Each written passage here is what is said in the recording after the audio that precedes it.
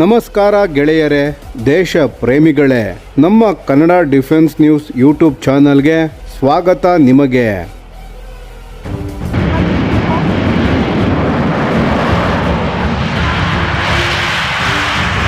ಭಾರತೀಯ ವಾಯುಪಡೆಯ ಮುಂದಿನ ಮಧ್ಯಮ ಸಾರಿಗೆ ವಿಮಾನ ಯೋಜನೆ ಅಂದರೆ ಮೀಡಿಯಂ ಟ್ರಾನ್ಸ್ಪೋರ್ಟ್ ಏರ್ಕ್ರಾಫ್ಟ್ ಅಥವಾ MTA ಯೋಜನೆಗಾಗಿ ಇದೀಗ ಜಾಗತಿಕ ಮಟ್ಟದಲ್ಲಿ ತೀವ್ರ ಪೈಪೋಟಿ ಆರಂಭವಾಗಿದೆ. ಈ ಸ್ಪರ್ಧೆಯಲ್ಲಿ ಬ್ರೆಜಿಲ್ನ ಪ್ರಮುಖ ಏರೋಸ್ಪೇಸ್ ಕಂಪನಿಯಾದ ಎಂಬ್ರೇರ್ ತನ್ನ KC-390 ಮಿಲೇನಿಯಂ ವಿಮಾನವನ್ನು ಭಾರತಕ್ಕೆ ಪ್ರಬಲ ಅಭ್ಯರ್ಥಿಯಾಗಿ ಮುಂದಿಟ್ಟಿದೆ. ಅಷ್ಟೇ ಅಲ್ಲ, KC-390 ವಿಮಾನವು ಪ್ರಸ್ತುತ ಭಾರತೀಯ ವಾಯುಪಡೆ ಬಳಸುತ್ತಿರುವ ಅಮೆರಿಕದ C-130J ಸೂಪರ್ ಹರ್ಕ್ಯುಲಸ್ ವಿಮಾನಕ್ಕಿಂತ ಪ್ರತಿ ಮಿಷನ್ಗೆ ಸುಮಾರು 30% ಕಡಿಮೆ ಕಾರ್ಯಾಚರಣೆಯ ವೆಚ್ಚದಲ್ಲಿ ಕಾರ್ಯನಿರ್ವಹಿಸಬಹುದು ಎಂಬ ದೊಡ್ಡ ಭರವಸೆಯನ್ನು ಕೂಡ ಎಂಬ್ರೇರ್ ಭಾರತಕ್ಕೆ ನೀಡಿದೆ.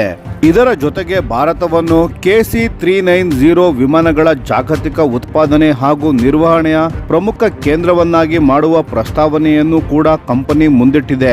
ಭಾರತೀಯ ವಾಯುಪಡೆಯು ಈ ವರ್ಷದ ಅಂತ್ಯದ ವೇಳೆಗೆ MTA ಯೋಜನೆಗಾಗಿ ಅಧಿಕೃತ ರಿಕ್ವೆಸ್ಟ್ ಫಾರ್ ಪ್ರಪೋಸಲ್ ಅಥವಾ RFP ಬಿಡುಗಡೆ ಮಾಡಲು ಸಿದ್ಧತೆ ನಡೆಸುತ್ತಿದೆ. ಈ ಯೋಜನೆಯ ಮುಖ್ಯ ಉದ್ದೇಶವು ಏನೆಂದರೆ ಹಲವು ದಶಕಗಳಿಂದ ಸೇವೆಯಲ್ಲಿರುವ ಆಂಟೊನೋವ್ AN-32 ಸಾರಿಗೆ ವಿಮಾನಗಳನ್ನು ನಿವೃತ್ತಿಗೊಳಿಸುವುದು ಹಾಗೂ ದೊಡ್ಡ ಗಾತ್ರದ IL-76 ಸಾರಿಗೆ ವಿಮಾನಗಳ ಕೆಲವು ಜವಾಬ್ದಾರಿಗಳನ್ನು ಹೊಸ ಪೀಳಿಗೆಯ ವಿಮಾನಗಳಿಗೆ ವರ್ಗಾಯಿಸುವುದು. ಮೂಲಗಳ ಮಾಹಿತಿಯ ಪ್ರಕಾರ ಭಾರತೀಯ ವಾಯುಪಡೆಯ ಸುಮಾರು 40ರಿಂದ 80 ಮಧ್ಯಮ ಸಾರಿಗೆ ವಿಮಾನಗಳನ್ನು ಖರೀದಿಸುವ ಸಾಧ್ಯತೆ ಇದೆ. ಈ ವಿಮಾನಗಳು 18ರಿಂದ 30 ಟನ್ಗಳಷ್ಟು ಸರಕನ್ನು ಸಾಗಿಸುವ ಸಾಮರ್ಥ್ಯ ಹೊಂದಿರಬೇಕೆಂಬುದು ವಾಯುಪಡೆಯ ಪ್ರಮುಖ ಅಗತ್ಯವಾಗಿದೆ. ಎಂಬ್ರೇರ್ ಡಿಫೆನ್ಸ್ ಅಂಡ್ ಸೆಕ್ಯೂರಿಟಿಯ ಮಧ್ಯ ಪ್ರಾಚ್ಯ ಮತ್ತು ಏಷ್ಯಾ ಪೆಸಿಫಿಕ್ ವಿಭಾಗದ ಮಾರಾಟ ಹಾಗೂ ವ್ಯವಹಾರ ಅಭಿವೃದ್ಧಿ ಉಪಾಧ್ಯಕ್ಷ ಕೈಟಾನೋ ಸುಲ್ಫಾಡಾರೋ ನೆಟೋ ಅವರ ಪ್ರಕಾರ KC-390 ಒಂದು ಸಂಪೂರ್ಣವಾಗಿ 21ನೇ ಶತಮಾನದ ಅಗತ್ಯಗಳನ್ನು ಗಮನದಲ್ಲಿಟ್ಟುಕೊಂಡು ವಿನ್ಯಾಸಗೊಳಿಸಲಾದ ಆಧುನಿಕ ವಿಮಾನವಾಗಿದೆ. ಹಳೆಯ ಪೀಳಿಗೆಯ ಸಾರಿಗೆ ವಿಮಾನಗಳ ಮಿತಿಗಳನ್ನು ಮೀರಿ ಹೆಚ್ಚಿನ ಕಾರ್ಯಕ್ಷಮತೆಯನ್ನು ಒದಗಿಸುವ ಉದ್ದೇಶದಿಂದ ಇದನ್ನು ಅಭಿವೃದ್ಧಿಪಡಿಸಲಾಗಿದೆ ಎಂದು ಅವರು ಹೇಳಿದ್ದಾರೆ. ಈ ವಿಮಾನದಲ್ಲಿ 2 international aero engines V2500 turbofan ಇಂಜಿನ್ಗಳನ್ನು ಅಳವಡಿಸಲಾಗಿದೆ. ಇವು ವಿಶ್ವದ ಹಲವಾರು ವಾಣಿಜ್ಯ ವಿಮಾನಗಳಲ್ಲಿ ಬಳಸಲಾಗುತ್ತಿರುವ ಅತ್ಯಂತ ವಿಶ್ವಾಸಾರ್ಹ ಇಂಜಿನ್ಗಳಾಗಿವೆ.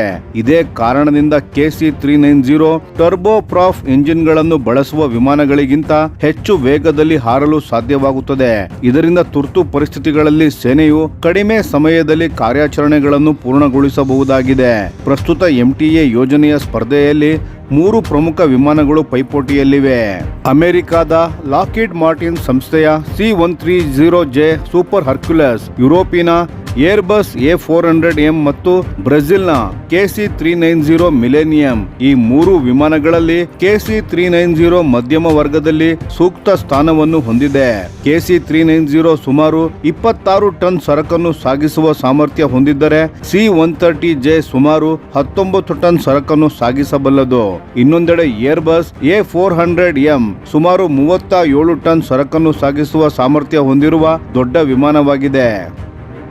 ಎಂಬ್ರೇರ್ ಹೇಳುವ ಪ್ರಕಾರ C-130J ಗಿಂತ ಹೆಚ್ಚು ಸರಕನ್ನು ಸಾಗಿಸುವ ಸಾಮರ್ಥ್ಯ ಹಾಗೂ ಹೆಚ್ಚಿನ ವೇಗ ಇದ್ದರೂ KC-390 ನ ಆಧುನಿಕ ವಿನ್ಯಾಸದ ಕಾರಣ ಕಾರ್ಯಾಚರಣೆಯ ವೆಚ್ಚವು ಗಮನಾರ್ಹವಾಗಿ ಕಡಿಮೆಯಾಗಿದೆ. ಆದರೆ ಭಾರತೀಯ ವಾಯುಪಡೆಯ ದೃಷ್ಟಿಯಿಂದ ಅತ್ಯಂತ ಮಹತ್ವದ ಪ್ರಶ್ನೆ ಏನೆಂದರೆ ಈ ವಿಮಾನವು ಹಿಮಾಲಯದ ಅತಿ ಎತ್ತರದ ಪ್ರದೇಶಗಳಲ್ಲಿ ಪರಿಣಾಮಕಾರಿಯಾಗಿ ಕಾರ್ಯನಿರ್ವಹಿಸಬಹುದೇ ಎಂಬುದು. ಭಾರತೀಯ ಸೇನೆಯು ನಿಯಮಿತವಾಗಿ ಪೂರ್ವ ಲಡಾಖ್ನಲ್ಲಿರುವ ದೌಲತ್ ಬೇಗ್ ಓಲ್ಡಿ ಅಡ್ವಾನ್ಸ್ಡ್ ಲ್ಯಾಂಡಿಂಗ್ ಗ್ರೌಂಡ್ಗೆ ಸರಬರಾಜು ಕಾರ್ಯಾಚರಣೆಗಳನ್ನು ನಡೆಸುತ್ತದೆ. ಸಮುದ್ರ ಮಟ್ಟದಿಂದ ಸುಮಾರು 17,700 ಅಡಿ ಎತ್ತರದಲ್ಲಿರುವ ಈ ಪ್ರದೇಶದಲ್ಲಿ ಕಾರ್ಯಾಚರಣೆ ನಡೆಸುವುದು ಅತ್ಯಂತ ಸವಾಲಿನ ಕೆಲಸವಾಗಿದೆ. ಪ್ರಸ್ತುತ KC-390ಗೆ ಸುಮಾರು 14,000 ಅಡಿ ಎತ್ತರದವರೆಗೆ ಕಾರ್ಯಾಚರಣೆಗೆ ಅಧಿಕೃತ ಪ್ರಮಾಣೀಕರಣ ದೊರೆತಿದೆ.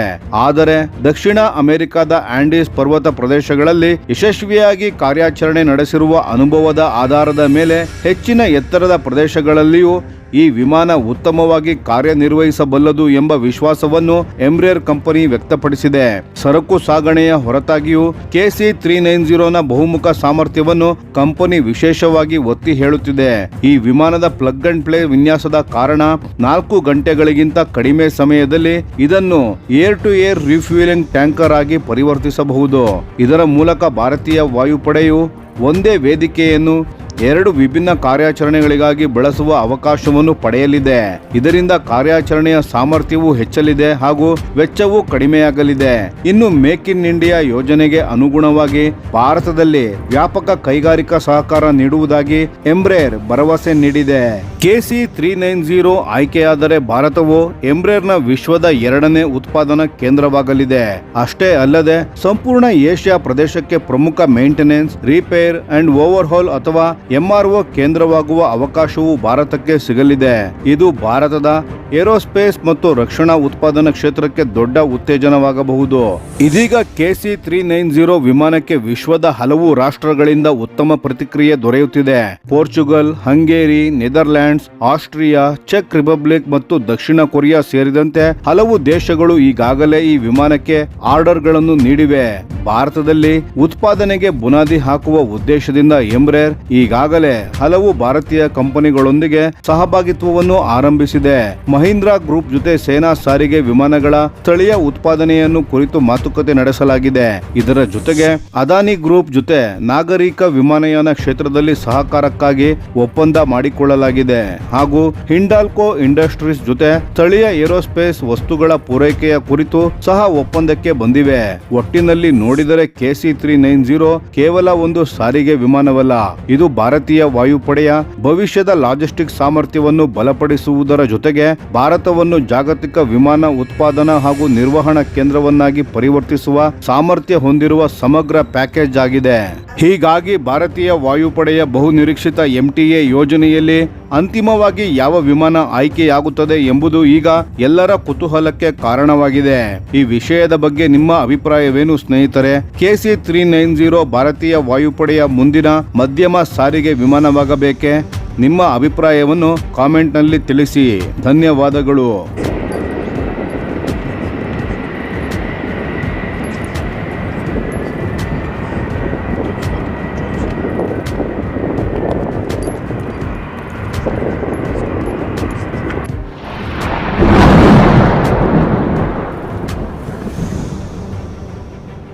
ಈ ವಿಡಿಯೋ ನಿಮಗೆ ಇಷ್ಟವಾಗಿದ್ದರೆ ಲೈಕ್ ಮಾಡಿ ಮತ್ತು ನಮ್ಮ ಚಾನೆಲ್ ಅನ್ನು ಸಬ್ಸ್ಕ್ರೈಬ್ ಮಾಡಿ ಹಾಗೂ ಬೆಲ್ ಐಕಾನ್ ಒತ್ತಿ.